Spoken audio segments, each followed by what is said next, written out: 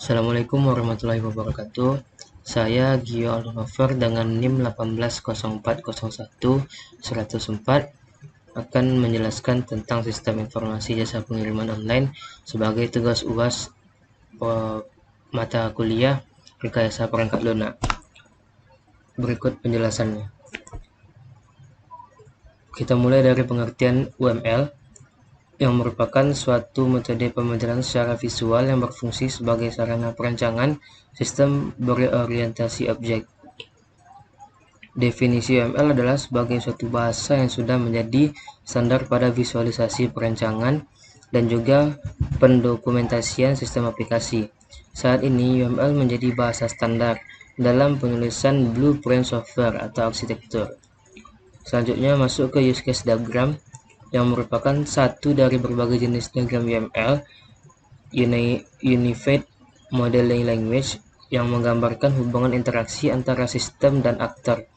Use case dapat mendeskripsikan tipe interaksi antara si pengguna sistem dengan sistemnya.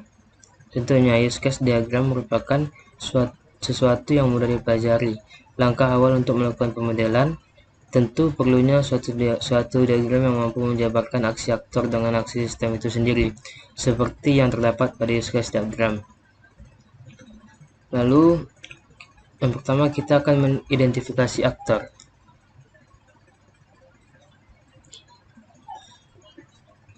Aktor di sini terdapat 3 aktor, admin, kurir, dan manajer.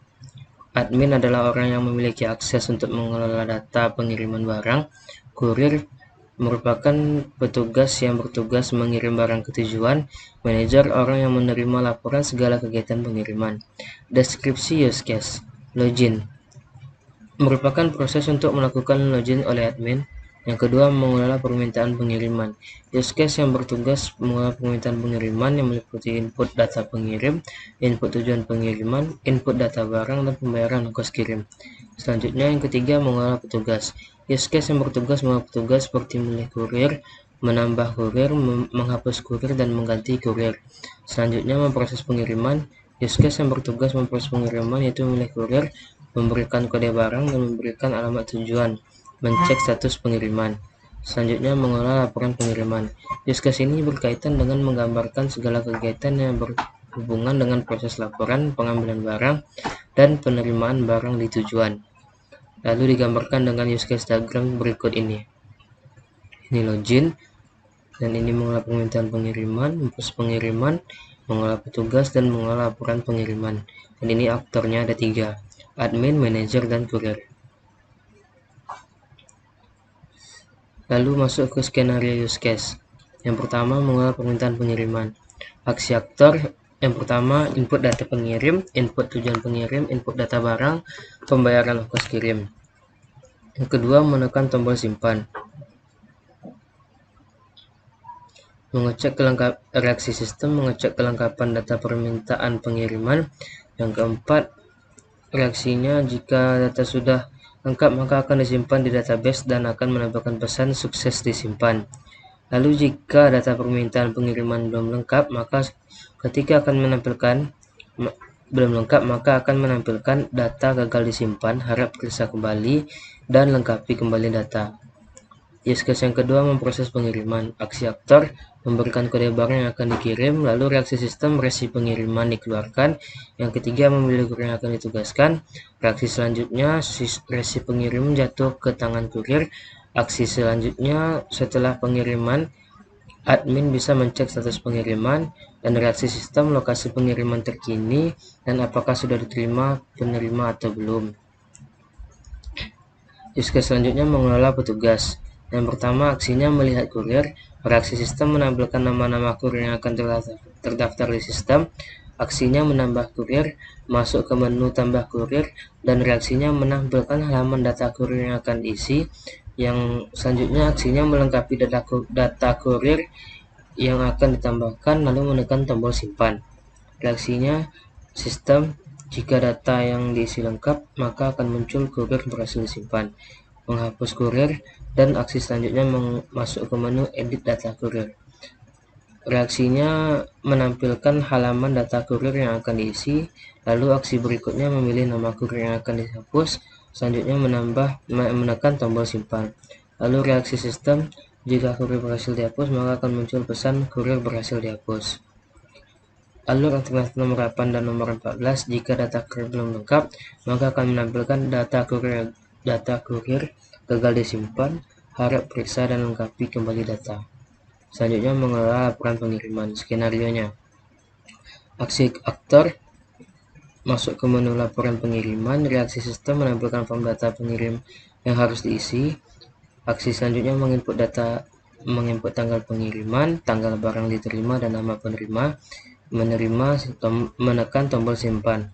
Reaksi sistem, jika data sudah lengkap, maka akan berhasil muncul pesan laporan Anda berhasil disimpan. Alternatif nomor 4, jika data laporan pengiriman lengkap, maka akan menampilkan laporan gagal disimpan, harap periksa kembali dan lengkapi data. Kita masuk ke activity diagram. Di sini ada admin, sistem, kurir, dan manager. Admin melakukan login, lalu memasukkan username dan password. Lalu sistem memvalidasi data. Jika data tidak valid, akan kembali ke menu login untuk masukkan username dan password. Jika sudah valid, admin diarahkan ke menu home, lalu menginput data permintaan pengiriman. Lalu sistem mengecek kelengkapan data. Jika belum lengkap, akan dikembalikan untuk menginput data pengiriman. Lalu jika sudah lengkap, sistem mengembalikan ke admin, yaitu memproses pengiriman. Lalu admin mengelola petugas. Lalu sistem menampilkan nama-nama petugas, yaitu kurir. Lalu si admin memilih kurir, dan setelah dipilih, kurir mengantar barang ke tujuan. Setelah dikirim, kurir mengupload data status pengiriman di sistem dan diterima oleh admin. Lalu admin membuat laporan pengiriman dan diterima oleh manajer. Selanjutnya, class diagram. Class diagram adalah salah satu jenis diagram yang paling berguna di UML. Hal ini karena dapat dengan jelas memetakan struktur sistem tertentu dengan memunculkan kelas, atribut, operasi, serta hubungan antar objek. Nah, ini kelas yang saya buat. Ada beberapa kelas, yaitu login, transaksi, penerima, pengirim, manager, dan kurir. Selanjutnya, sequence diagram. Sequence diagram adalah diagram interaksi yang merinci bagaimana sebuah operasi dilakukan. Sequence diagram atau diagram urutan menggambarkan interaksi antar kelas dalam hal pertukaran pesan dari waktu ke waktu. Sequence diagram kadang juga disebut dengan diagram acara. Sequence diagram. Lalu ini adalah sequence diagram yang saya buat. Yang pertama, sequence diagram login. Ada user, website, proses, dan login. Yang pertama, user membuka website, lalu di website memilih menu login, dan sistem memproses menampilkan halaman login kepada user.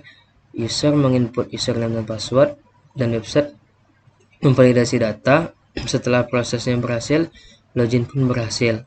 Dan yang melakukan login ada 3 user. Yang pertama admin, kurir, dan manajer. Lalu selanjutnya sequence diagram pengiriman barang. Dari admin memilih menu pengiriman di website, lalu website menampilkan form pengiriman dan memprosesnya, lalu menampilkan kepada admin. Lalu admin menginput data pengiriman ke website, lalu sistem mencek kelengkapan data. Setelah lengkap, pembayaran ongkos kirim. Setelah ongkos kirim dibayar, lalu dikembalikan ke admin. Lalu admin memilih menu kurir, lalu memilih kurir, dan setelah dipilih, menugaskan kurir untuk pengiriman. Selanjutnya, sequence diagram kurir. Kurir membuka aplikasi. Di sini kurir bukan menggunakan website ya, tapi menggunakan aplikasi. Langkahnya, kurir membuka aplikasi, lalu menginput username dan password. Setelah diinput username dan password, kembalikan kepada kurir, memilih menu order. Lalu aplikasi menampilkan resi pengiriman dan memproses mengantarkan barang. Setelah mengantarkan barang, kurir kembali ke aplikasi untuk menginput laporan pengiriman. Second, Instagram Manager.